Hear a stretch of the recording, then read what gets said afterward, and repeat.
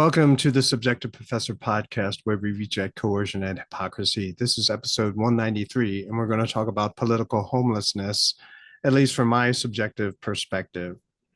I imagine that political homelessness is the inability to identify with one of the two major political parties, Republican or Democrat, primarily because of some of the positions that candidates will take, or perhaps some of the planks on the political platform that the candidate supposedly supports. And some of those issues may be just anathema, that is just completely perceived to be wrong by the individual voter. Now, individuals who identify as politically homeless, that's 49%, or about half of the voters in the United States. They identify as independent. And so they don't want to be known as either Republican or Democrat. Now, the interesting thing is maybe they do lean one way or the other, but to say that they are aligned with one party or the other will invite a lot of criticism, like, oh, you support this person, then how can you support this, right? And so if you say, even if you're a one issue voter, you say, well, I'm voting for this person because of this, then of course the natural response is, well, then that also means you're supporting this, that, and the other thing, which are positions that that particular voter probably does not agree with, but then doesn't like the other candidate's position either. In any case, for the single issue voter, it's just that one issue, which is important. And you begin to see some interesting things as a result, depending on what the candidates announce is their position on those issues. Now, we know that the system is rigged primarily because of the Democrats and the Republicans. They got to write a lot of the election laws, which made it really, really difficult for a third party to have the kind of national attention that the Republicans and the Democrats have. And so that's why we only have two major parties. In other words, to get on the ballot, the amount of time and money that needs to be invested is so onerous. It's just so massive that very few people can pull that off. RFK Jr. said that he would have, if not for the continuous lawfare on the part of the Democrat Party, he could have gotten, and I think he might have, in fact, gotten on the ballot of all 50 states. But then there were so many lawsuits, right? The lawfare of the Democrats, which kept them tied up, which forced them to spend a lot of their money on fighting legal battles instead of campaigning. So as a result, the two remaining parties, a Democrat and a Republicans, are constantly trying to get and gain votes from certain special interest groups.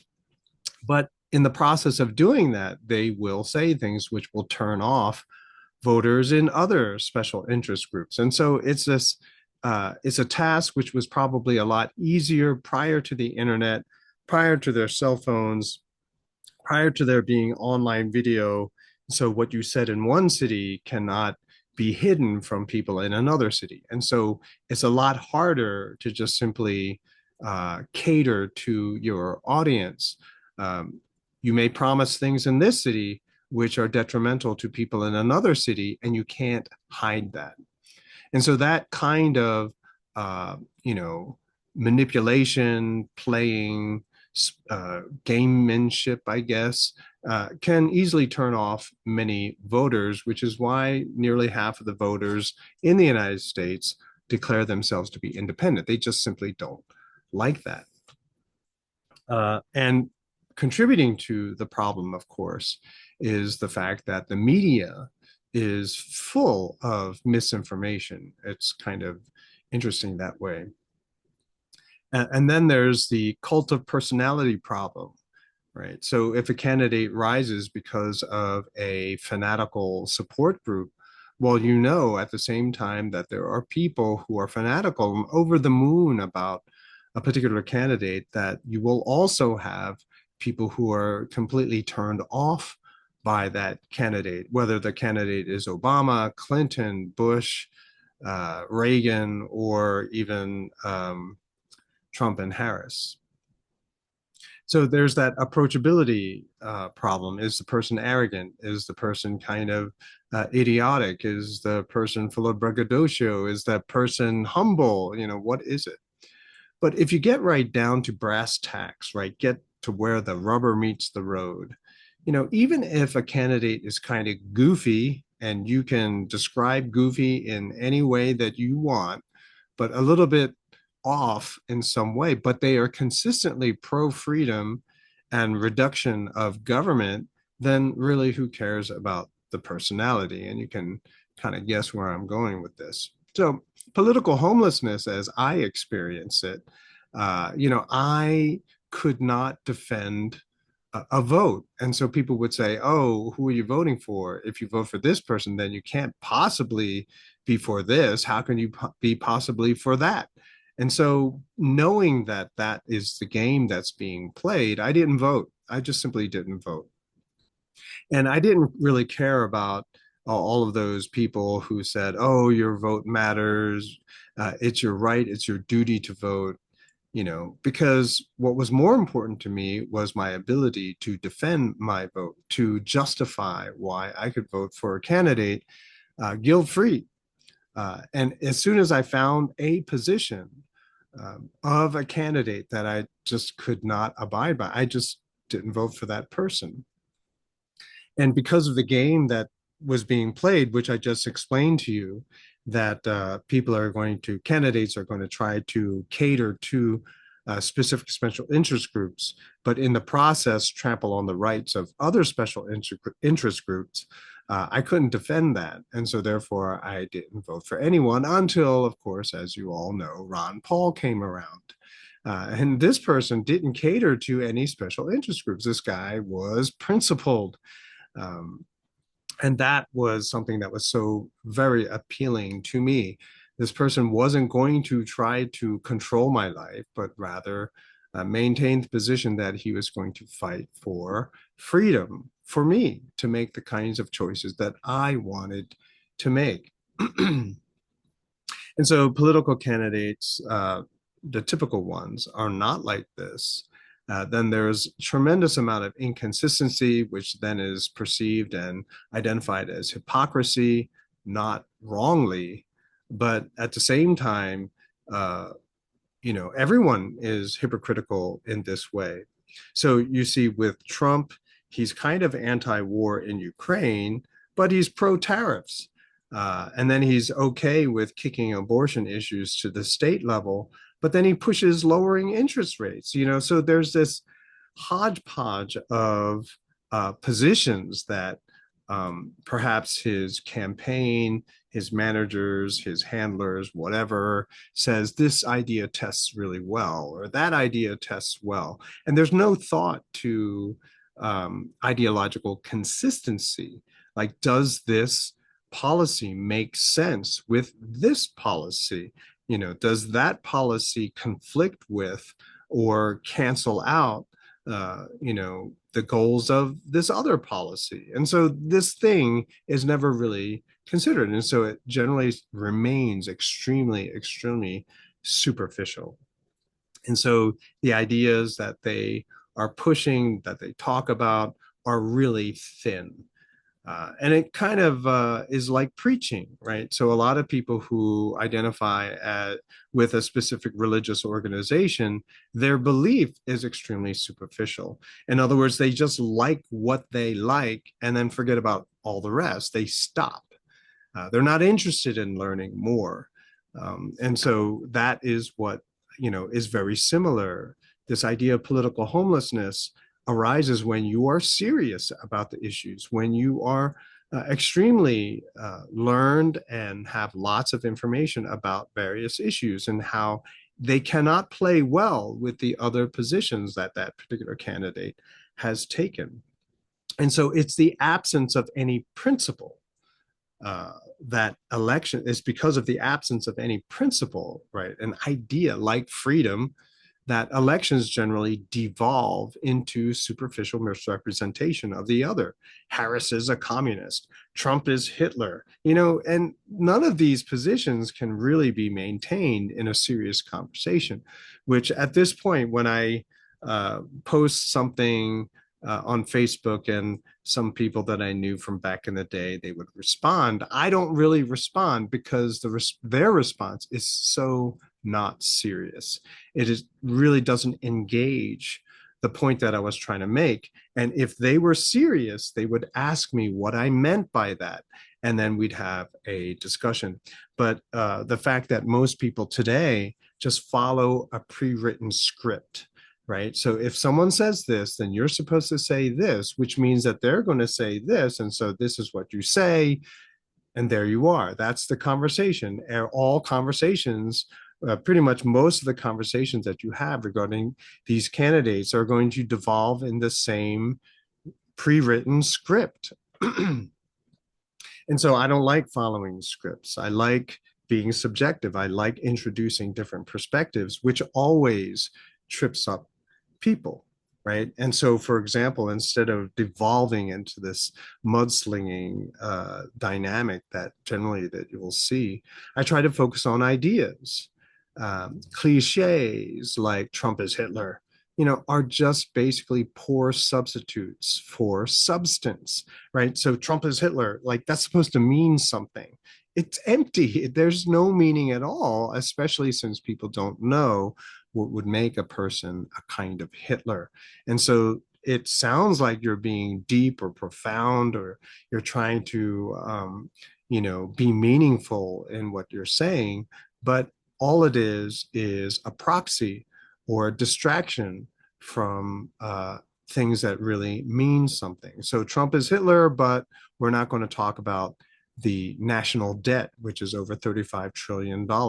Trump is Hitler, but we're not going to talk about the fact that we had a president for 3.5 years who is essentially, a puppet. We're not going to talk about this. We're not going to talk about the Kamala coup or any of these other meaningful issues of substance, right? We're just going to call each other names. And then recently you'll see headlines of, who's supporting who, right? So the Waltz family is supporting Trump, or you got Pence and Cheney and 200 people who work for various Republican presidents and senators endorsing Harris. You got Taylor Swift supporting Harris, right? And that kind of reminded me of the saying, tell me thy company and I'll tell thee what thou art. My dad used to quote that to me every once in a while. I don't know why. Maybe he heard about my friends or whatever. Maybe he heard about other people's associations, and he would drop that quote, tell me thy company and I'll tell thee what thou art. Now that quote comes from, I'm going to mess up his name, Miguel de Cervantes Saavedra, and he wrote Don Quixote. And so basically, if I look at your friends, I don't care how you behave, I don't care what you claim to be, or how you present yourself, how you cleaned yourself up, I can tell by your friends, the company that you keep, the kind of person that you are. So looking at Harris and seeing Pence and Cheney and all these other people, former Vice President Pence under Trump, former Vice President Cheney under Bush, and all these other people, including Taylor Swift. Well, these are all Republicans, right? These are the early 2000s Republicans who are all pretty much pro-war. And so, by looking at the company that Harris is now collecting for herself, they are basically pro-war Republicans. And so I make the joke that, hey, the Democratic Party is basically the Republican Party from 20 years ago. And then we look at the Republican Party, and you got Democrats like Tulsi Gabbard, former Democrats, excuse me, Tulsi Gabbard, RFK Jr. supporting Trump. And so it's like, oh, okay, so the Democratic Party of 20 years ago is now supporting Trump. And you got the Republicans from 20 years ago supporting Harris. And so the parties have switched, right? And so the Republican Party now is pro peace and pro health. And that might have been formerly, back in the day, the platform of the Democrats. And then you have the neocon platform in the Democratic Party.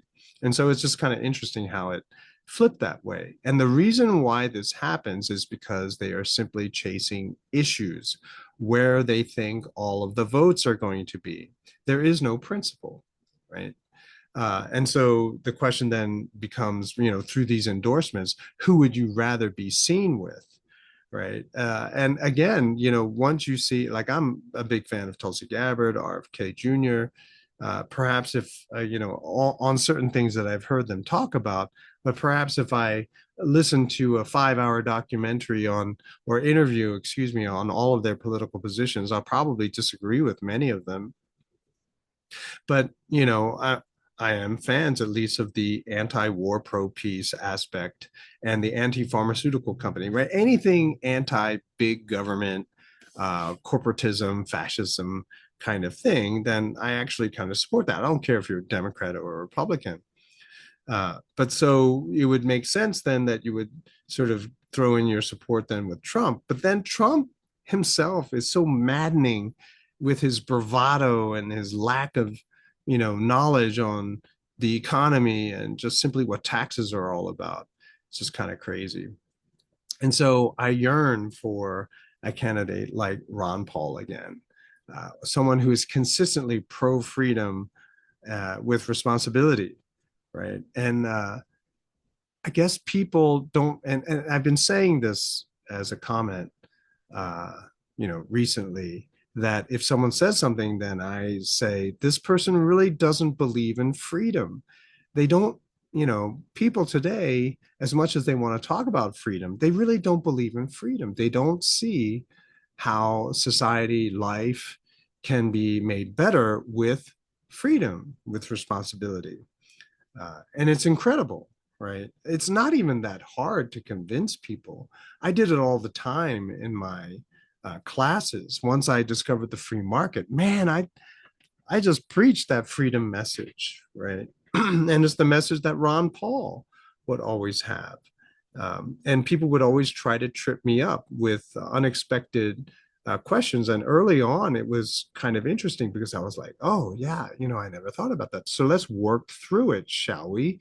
And then we would just work at it together. And always at the end of the thought experiment, freedom came out victorious. And what do I mean by that? It means that, well, you can do that if you want. I'll do this. And we'll see who comes out on top, or we'll see whose idea was better. And even if one thinks that one's idea lost, it's okay. You can continue to do that because that's the beauty of freedom. And I would, sort of preach that message, so to speak, in my classes all the time. And the people who loved it the most, who enjoyed those lectures the most, believe it or not, are people who most people today would consider marginalized, right? Whether they would be trans, gay, colored, otherwise somehow perceived to be oppressed,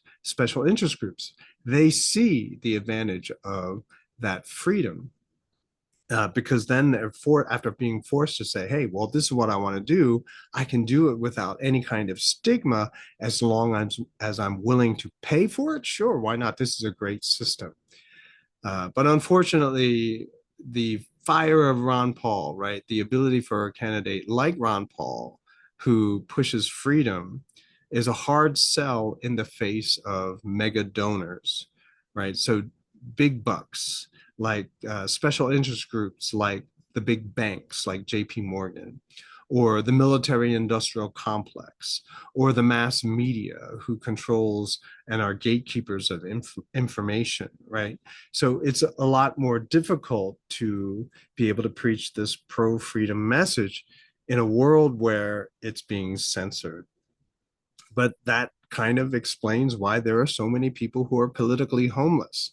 There are so many people who just simply can't commit to the political parties that are heavily advertised everywhere you look and everywhere you hear commercials. And that is quite unfortunate. But each of us, in our own little way, carrying the message of freedom to people, uh, showing people what can be achieved with freedom, with responsibility, we begin to increase the number of believers, the people who subscribe to or even understand and know what freedom is all about. That's all I ever did in the university is like preach freedom, like do whatever you want, take responsibility for it, and leave me alone. And I think that a lot of independent voters, that's really all they want, to be left alone. And that's it for this episode. I will talk to you next time.